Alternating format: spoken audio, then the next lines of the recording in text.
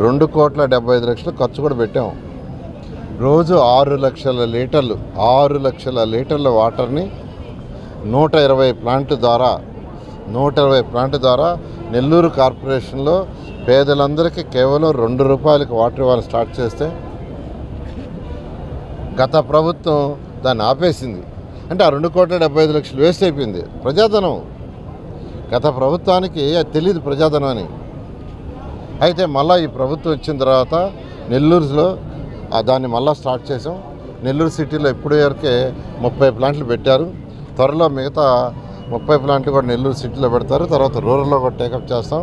రూరల్లో కూడా ఎన్టీఆర్ సుజల పథకాన్ని స్టార్ట్ చేస్తాం. ఈ విధంగా ఈరోజు 30వ ప్లాంట్ స్టార్ట్ అవుతుంది. ఇప్పుడే నేను పొర్లుకట్టకు పోయి వచ్చాను. పొర్లుకట్ట అంటే నిరుపేదలుండే ఏరియా. నెల్లూరు సిటీలో నిరుపేదలుండే ఏరియా ఎక్కడంటే పొర్లుకట్ట. అక్కడ ఉండేవాళ్ళు మెజారిటీ పాసి పని చేసుకుంటుంటారు, ఇళ్లలో వంట వండుకుంటుంటారు. మహా అయితే ఎక్కడన్నా ఒకరిద్దరు కూలీలకు పోతుంటారు. అంత ఆ రోడ్డు చాలా దాదాపు 40 ఏళ్ల నుంచి వాళ్ళకి ఎంతో ఇబ్బందిగా ఉంటే దాన్ని శాంక్షన్ చేశాము. ఆ వర్క్ కూడా స్టార్ట్ చేసి ఇవాళ వర్క్ చూసి వచ్చాను. చాలా చక్కగా జరుగుతుంది.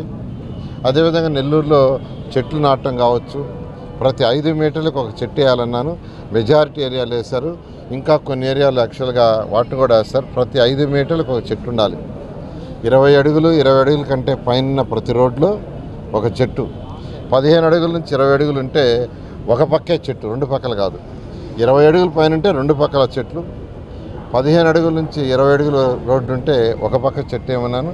దాన్ని ఒక ఉద్యమ మార్గంలో చేస్తున్నారు. వాళ్ళు కూడా అభినందిస్తున్నాను. అదేవిధంగా దోమల్నే నగరం చేయడానికి ఏదైతే యూజీడీ తెచ్చామో ఆ వర్క్ కూడా ఎంతో వేగవంతంగా జరుగుతుంది. ఆ వర్క్ అయిన దాకా భరించండి. ఆ వర్క్ అయిపోతే ఆ వర్క్ పూర్తయ్యి ఏదైతే డ్రైన్స్ 15 డ్రైన్స్ నెల్లూరులో ఈరోజు టేకప్ చేసాం 50 కోట్ల రూపాయలతో.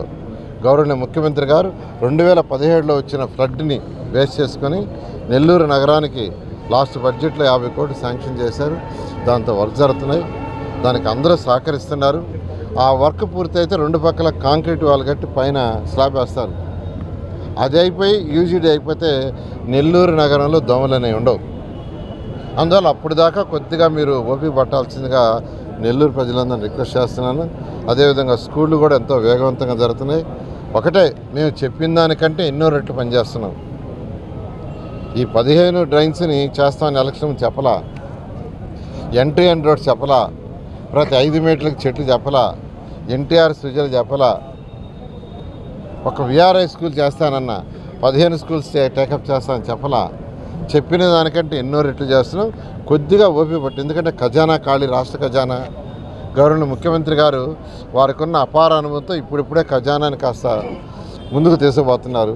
ఈ నేపథ్యంలో కొద్దిగా ఓపిక పడితే నెల్లూరు సిటీ నిజంగా ఈ రాబోయే 3 సంవత్సరాలు ఒక మంచి స్మార్ట్ సిటీగా చేస్తాం. నమస్తే, ఇది టైమ్ 9 తెలుగు.